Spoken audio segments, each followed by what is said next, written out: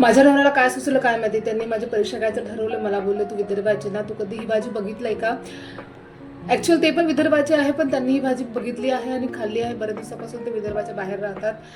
तर मी म्हटलं मी बघितली तर नाही, पण मी तुम्हाला करून देऊ शकते. अशी भाजी बनवली की बोटं चाटून चाटून खाल्ली. तर आज मी बघणार आहे पडवळची भाजी.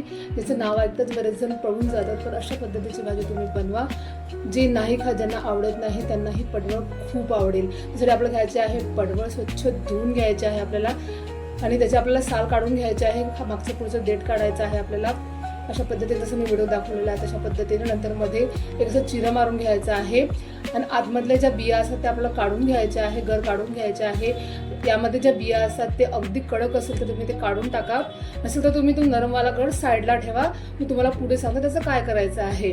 आता हे जे गर पूर्ण निघालेलं आहे तर आपल्याला एका मिक्सरच्या जारमध्ये घ्यायचं आहे. थोडंसं पाणी टाकून त्याला मिक्सरमध्ये फिरवून घ्यायचं आहे. त्यामध्ये टाकायचं आहे आपल्याला टोमॅटो. आता याची पण आपल्याला मस्त एक प्युरी तयार करून घ्यायची आहे. आता ही प्युरी साईडला ठेवायची आहे.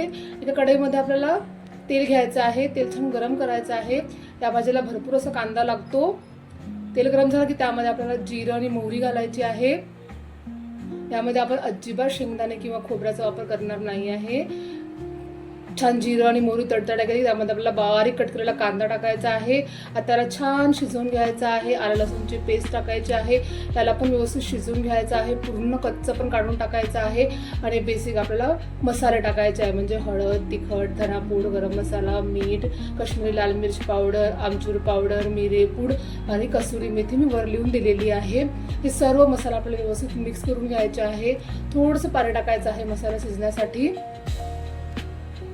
व्यवस्थित मसाले, कांदा वगैरे सगळं शिजला गेले की आपल्याला काय करायचं माहिती आहे का, कढई खाली ठेवायची आहे. तयार झालेला मसाला आपला पूर्ण गार करायचा आहे आणि या मसाल्याचे आपल्याला 2 भाग करायचे आहे.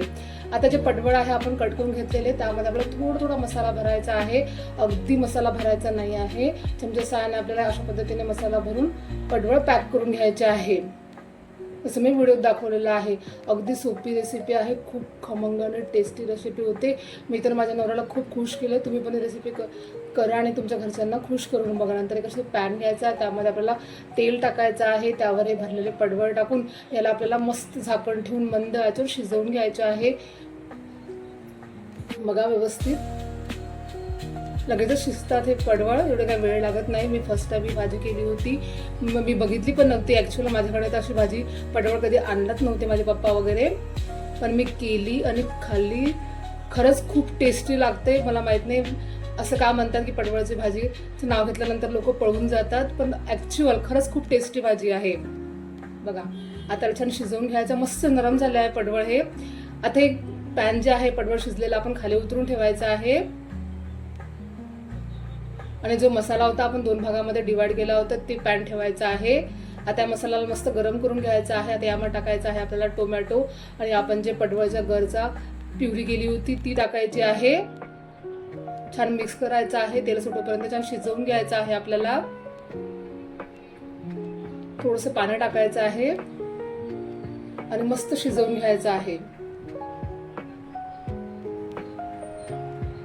कंटिन्युअसली हलवायचं आहे. तेल सुटायला लागलं की आपण जे पडवळ शिजवले होते ते तेलासकट मसाल्यासकट आपल्या ग्रेव्हीमध्ये टाकायचं आहे. बघा किती सुंदर असा लुक आलेला आहे. खायला खूप टेस्टी आहे. मसाल्याची चव तर अप्रतिम आहे. बिना शेंगदाण्याची आणि बिना खोबऱ्याची इतकी गजब भाजी झालेली आहे. कोथिंबीर घालायची आहे. गरमागरम भाजी आपल्याला सर्व करायची आहे. तर तुम्हाला माझी आजची रेसिपी नक्कीच आवडली असेल तर माझ्याकडे लाईक करा, शेअर करा, कमेंट करा आणि मला भरभरून सपोर्ट करा. भेटू नेक्स्ट व्हिडिओमध्ये. Bye bye, take care.